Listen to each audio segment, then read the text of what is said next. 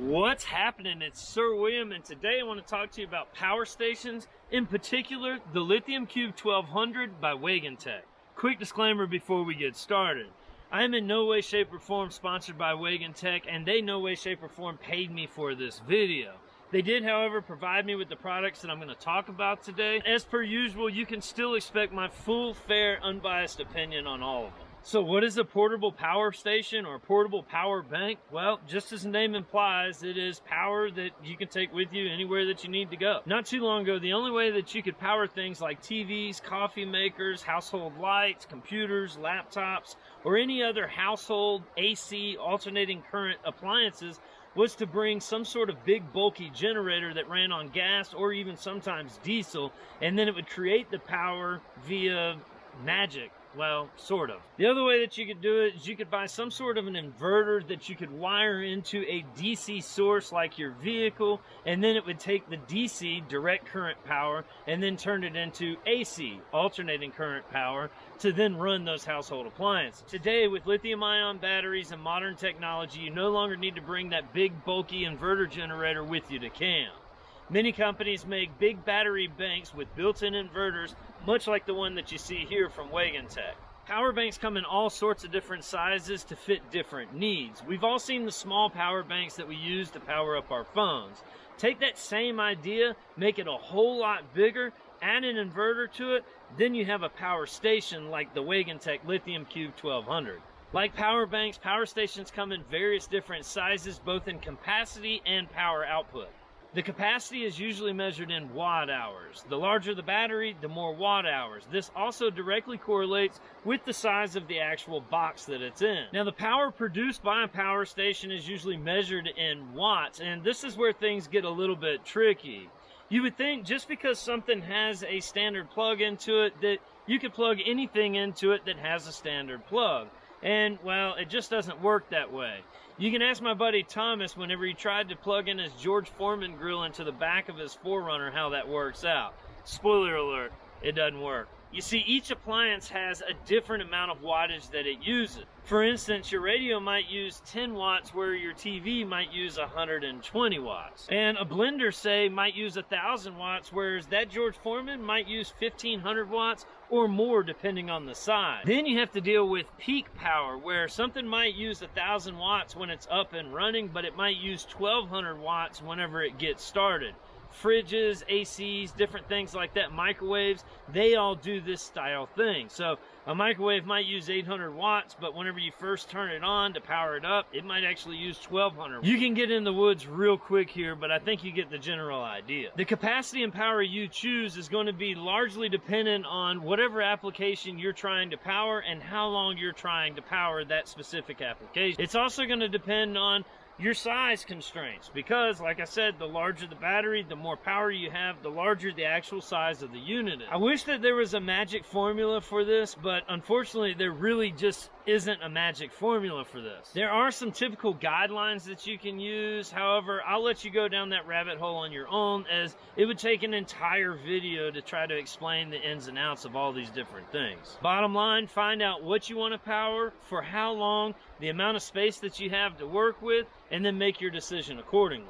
In this video, I'm going to be going over the Wagan Tech Lithium Cube 1200. Its power and capacity, the type of appliances that you can run on it, some runtime estimates, as well as some real-world results and some pros and cons that I've had over the last few months of using this particular unit. Now, Wagan Tech's been in the power supply game for the past 30 years, making inverters and most notably these small jump packs called ion boosts.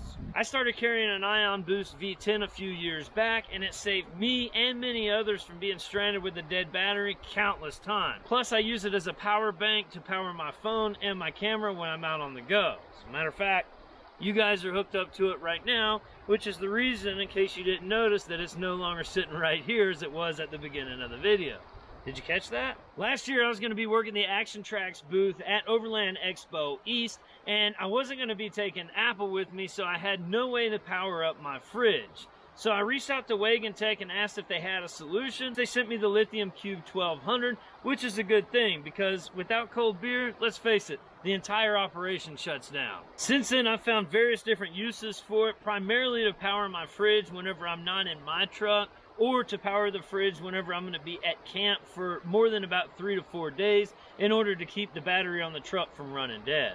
It's the only way that I can power the laptop as I full-time overland around the country, because in order to power it from the truck has to actually be running. I use it to charge up my phone batteries, my camera batteries, power tool batteries, RC truck batteries. I've even used it to power a shop vac. I had one buddy use it to power up a heated blanket while at camp. Another buddy used it to power up a TV. I've seen projectors run off of it, and I've even seen hot water heaters ran off of it. The uses for this thing are endless. This particular one is the Lithium Cube 1200. It's equipped with a 1000 watt inverter, and it also has 1166 watt hours of capacity. Where they came up with the 1200 number, I'm not real sure. I'm sure there's a reason. Who knows? The Cube itself is a beefy 24.5-pound rectangular box. And if I had my tape measure out here in the middle of the woods, I'd tell you exact dimensions, but I'll tell you, it's about as big as my arm. Just imagine like a car battery or a large truck battery, if you will. It takes up a pretty significant amount of real estate. One thing I do like about it, though, is the fact that it's got this handle that actually folds down and is recessed into the top, so it's completely flat. That makes it a whole lot easier to store in various different spaces. Right here you can see that it's got 3 120-volt maximum 1000 watt plugs. So what that means is you can plug one appliance in that's a maximum of 1000 watts, or you can plug 3 different appliances in, but none of them can exceed 1000 watts. So don't go thinking that you can plug 1000 watts into each one. It's 1000 watts total for all 3. It's got a total of 4 USB ports as well as 2 USB-C ports. On this side you have USB 3.0, and on this side you have USB 2.4. The differences on those I'm not too extremely familiar with. I think one's a faster charger than the other. I'm not real sure. I'll let you do your own research. What I do know, though, is that on this side, you get 100 watts, and on this side, you only get 27 watts. One time, I tried to plug in my laptop at this USB-C port, and for whatever reason, it wasn't charging the computer. What I found out was the computer takes more than the 27 watts provided in this outlet, so I had to plug it into this outlet, which is 100 watts. Why it's done that way, I don't know, but I'm sure that there's a reason. In order to turn any of these on, you have to press the button and you'll hear an audible beep. This side you have 2 DC outlets that are both 5 amps each. I've never seen anything that uses this style connection for DC. If you have something or have an example, leave a comment down below. Let us know what it is. Up here you have your standard DC socket, and that DC socket is actually rated at 10 amps. This is where I plug my 𝐒𝐴ZCO in whenever I'm using the Wagan Tech in order to power it.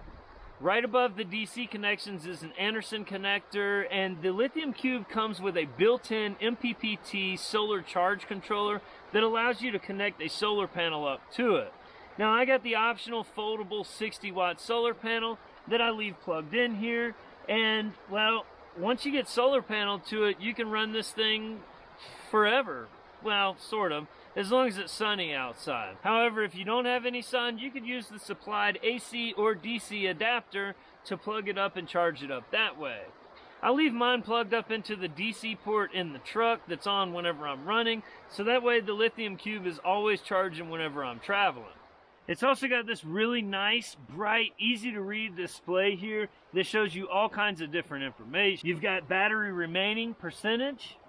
Right here is my favorite, which is runtime. As you can see right now, it says 999, which means that it's got infinite runtime, and the reason is because I've got it plugged into solar.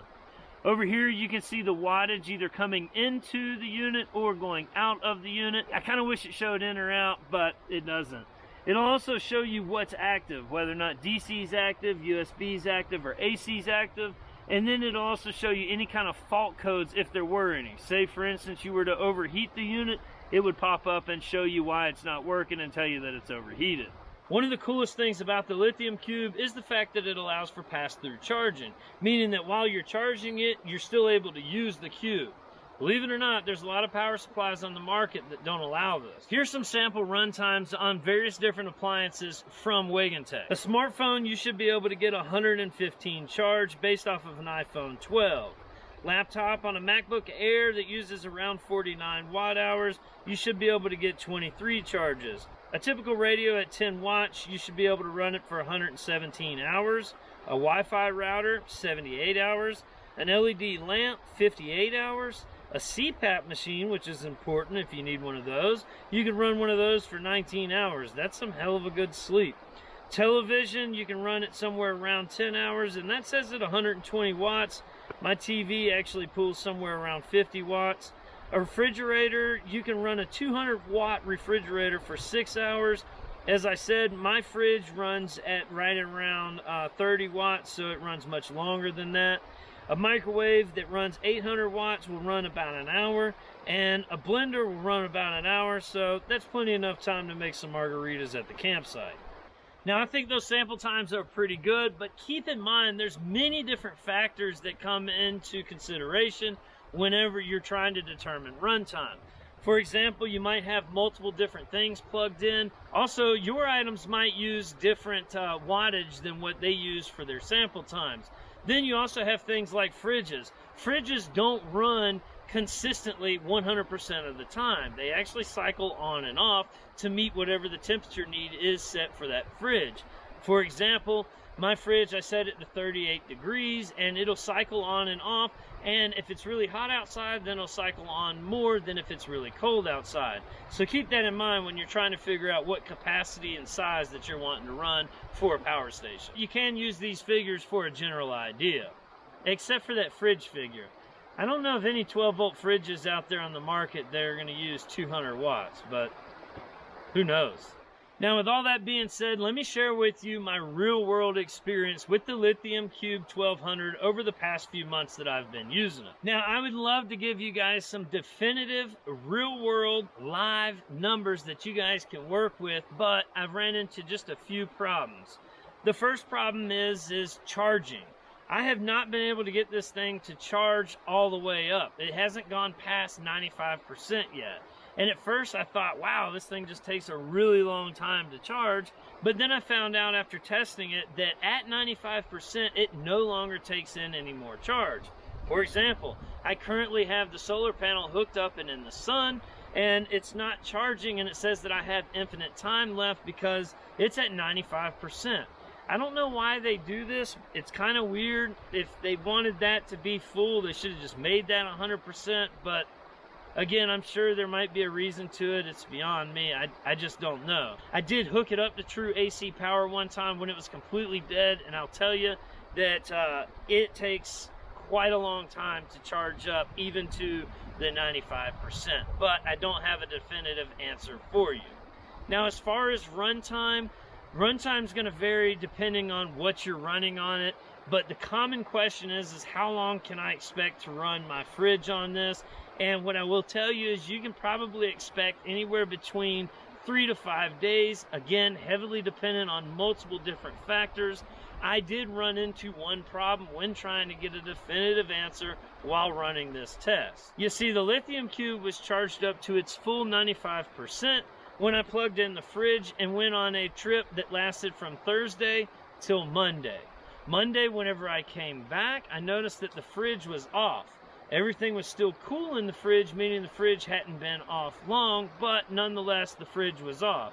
I immediately thought this thing went dead, but when I checked it, it still had 63% battery left. I couldn't figure out the reason as to why it would shut off, so I reached out to Wagan Tech, and what I found out is it's actually equipped with a timer on it for 2 hours. If for any reason the unit detects a very low or no draw for 2 hours of time, then it cuts the unit completely off. This poses a huge issue, particularly whenever it comes to using this as a dual battery setup for a fridge application in an overland vehicle. The reason that's an issue is because, like I said earlier, fridges don't run constantly. They cycle on and off. And in this particular instance, the ambient temperature was low, therefore it didn't take a whole lot of cycles to get down to temperature inside of that fridge. So whenever it didn't have any draw for 2 hours, the unit cut completely off, and that's not good.